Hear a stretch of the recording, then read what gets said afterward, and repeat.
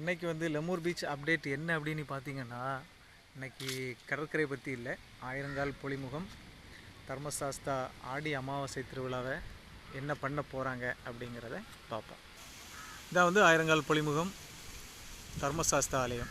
இதில் தான் ஆடி அமாவாசை திருவிழா வந்து நடைபெறும். இதில் வந்து காலையில் ஏர்லி மார்னிங் ஒரு 7 மணி 6 மணிக்கெல்லாம் பொதுமக்கள் வந்து திதி கொடுப்பாங்க. கடற்கரையில் அந்த பக்கத்தில் கடற்கரையில் திதி கொடுத்துட்டு முன்னோர்களை வழிபட்டுட்டு செல்வாங்க.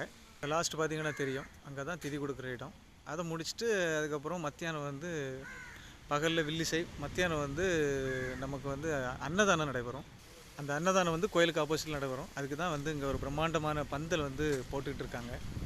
மிகவும் பிரம்மாண்டமான பந்தல், அழகாக பார்த்தீங்களா?